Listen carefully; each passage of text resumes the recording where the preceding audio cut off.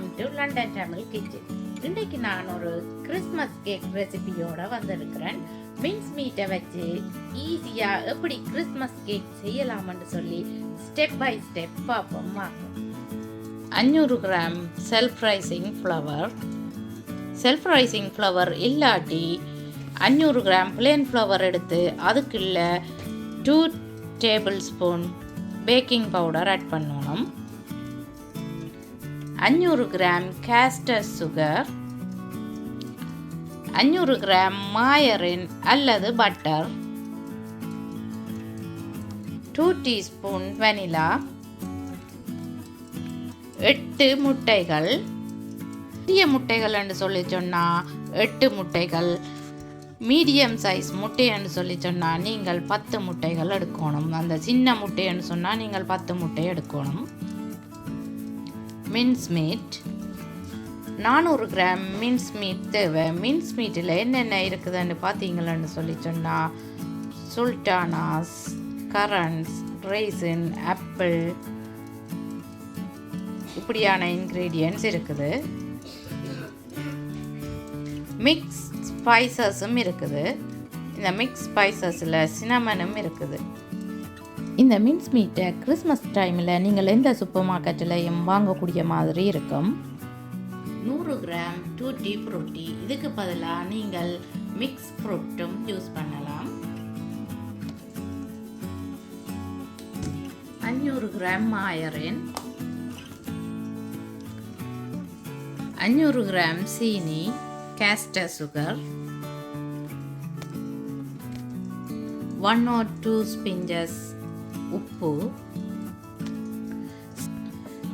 Stand மிக்சரில் எல்லாத்தையும் போட்டு நல்லா பீட் பண்ணி எடுக்கணும்.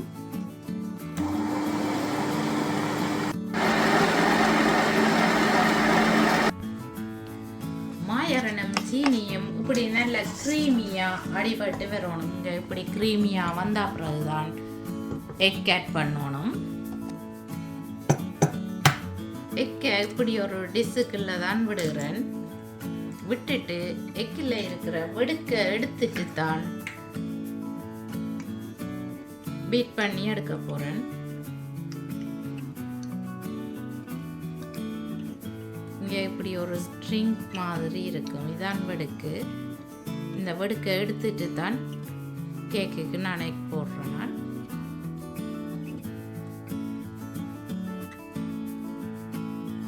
ஸ்டாண்ட் மிக்சரை ஒன் பண்ணி விட்டுட்டு ஒவ்வொரு எக்கா வெடுக்க எடுத்து போட்டுக்கொண்டு இருக்கிறேன்.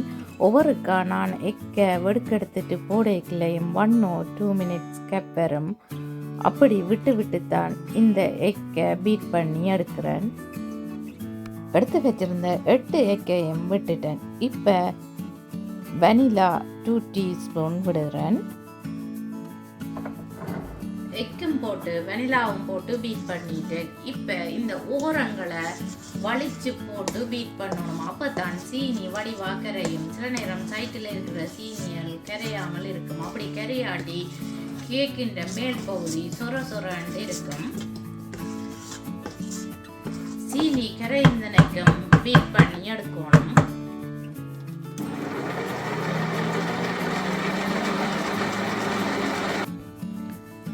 சீனி நல்லா டிசால்வ் ஆகுற டைம், அதாவது கரைஞ்சி போகிற டைம் எடுத்து வச்சிருக்கிற 400 கிராம் மின்ஸ் மீட்டை போடுறேன். இந்த மின்ஸ் மீட் கிறிஸ்மஸ் டைம் ஸ்பெஷலாக வாரது, அதால் கிறிஸ்மஸ் கேக்குக்காக நான் இந்த மின்ஸ் மீட்டை போட்டு செய்கிறேன். இது ஒரு ஈஸி ரெசிபியாக இருக்குது.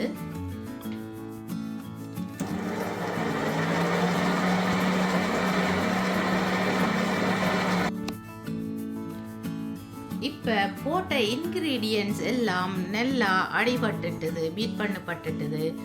சீனி கரைஞ்சிட்டுதோண்டு பார்க்குறதுக்கு இப்படி மாவில் கிள்ளி இப்படி கையில் தேய்ச்சி பார்க்கல சொரண்டு இல்லாமல் ஸ்மூத்தாக இருந்ததுன்னு சொல்லி சொன்னால் சீனி கரைஞ்சிட்டுது. இப்போ சீனி கரைஞ்சிட்டுது. இந்த பேட்டர் எப்படி வந்திருக்குதுன்னு பாருங்க. நான் மாவை போட்டு அகப்பையால் தான் கிளறுறேன். நான் ஸ்டாண்ட் மிக்சரில் போட்டு பீட் பண்ணி எடுக்கிறேன். இப்போ அகப்பையால் மாவை கொஞ்சம் கொஞ்சமாக போட்டு மிக்ஸ் பண்ணி கொண்டு இருக்கிறேன். இந்த 500 கிராம் செல்ஃப் ரைசிங் ஃப்ளவருக்குள்ள 1 டீஸ்பூன் பேக்கிங் பவுடரும் போட்டு அரிச்செடுத்து தான் இதுக்குள்ள போடுறேன். அகப்பையால் இந்த மாவை மிக்ஸ் பண்ணிக்கல ஒரே பக்கமாக, அதாவது ஒரே டிரெக்ஷனுக்கு சுற்றித்தான் மிக்ஸ் பண்ணணும்.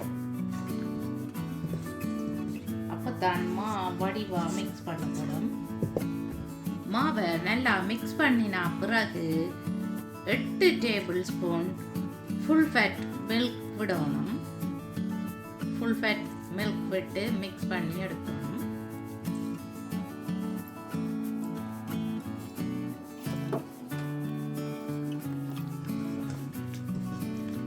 மில்க்கும் இந்த பெட்டரும் நல்லா மிக்ஸ் பண்ணக்கூடியதா மிக்ஸ் பண்ணி எடுக்கணும்.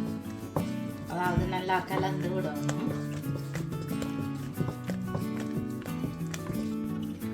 எடுத்து வச்சிருக்கிற டூட்டி ஃப்ரூட்டிக்குள்ள கொஞ்சமா மா போடணும். பிளேன் ஃப்ளவர் ரெண்டான செல்ஃப் ரைசிங் ஃப்ளவர் ரெண்டான ஒரு மா போடணும்.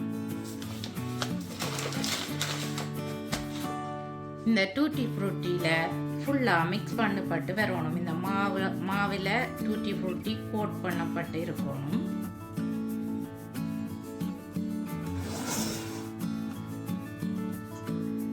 இப்போ டூட்டி ஃப்ரூட்டியை பெட்டருக்குள்ள போட்டு மிக்ஸ் பண்ணுறேன்.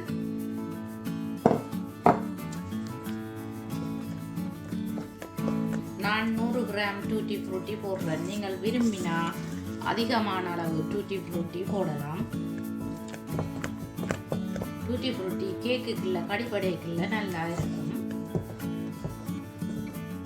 இப்போ கேக் பேட்டர் ரெடி ஆகிட்டுது. கேக் ரேக்குள்ள கிரீஸ் ப்ரூஃப் பேப்பர் போட்டு வச்சுக்கிறேன். கிரீஸ் ப்ரூஃப் பேப்பருக்கு மேலே செய்து வச்சிருக்கிற கேக் பேட்டரை ஊற்றி பெறவோணும்.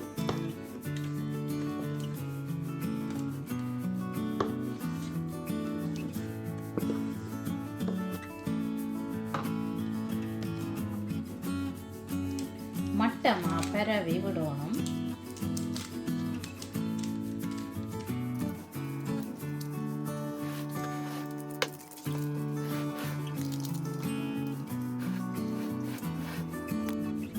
கேக்கை மட்டமாக பெறவிட்டேன். இப்போ மேற்பக்கத்துக்கு கஜு போடுறேன். நீங்கள் விரும்பினா ஆல்மண்ட் ஃப்ளேக்ஸும் போடலாம். இது ஆப்ஷனல் தான், நீங்கள் விரும்பினா போடலாம்.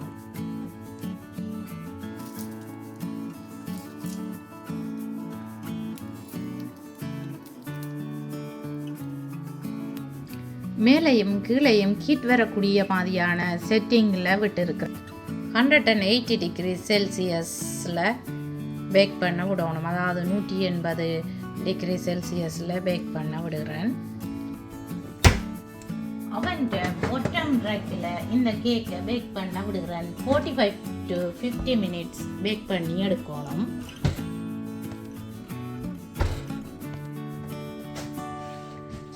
மினிட்ஸ் ஆச்சது. இப்போ கேக் பேக் பண்ணப்பட்டுட்டு செக் பண்ணுறேன்.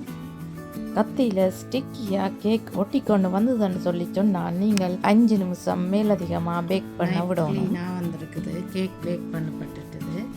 கேக் பேக் பண்ணப்பட்ட உடனே அவனுக்குள்ள இருந்து எடுத்துடுவோம். 50 மினிட்ஸில் தானே இந்த கேக் பேக் பண்ணப்பட்டு இருக்குது. அப்படி கேக் பேக் பண்ண படையிலேன்னு சொல்லி சொன்னால் நீங்கள் 5 more மினிட்ஸ் பேக் பண்ண விடணும். கேக் எப்படி வந்திருக்குதுன்னு பார்த்தீங்களா? பார்க்க நார்மல் பட்டர் கேக்குக்கு மேலே கஜு போட்ட மாதிரி தான் இருக்கும். ஆனால் இதை சாப்பிட்டு பார்த்தீங்களன்னு சொல்லி சொன்னால் செமையாக இருக்கும். டிஃப்ரெண்ட் ஃப்ளேவரோட நல்ல டேஸ்ட்டாக இருக்கும். கேக் ஆறினா பிறகு தான் பீசஸாக வெட்டி எடுக்கணும். கேக் ஆறிட்டுது. இப்போ நான் பீசஸாக வெட்டி எடுக்கிறேன்.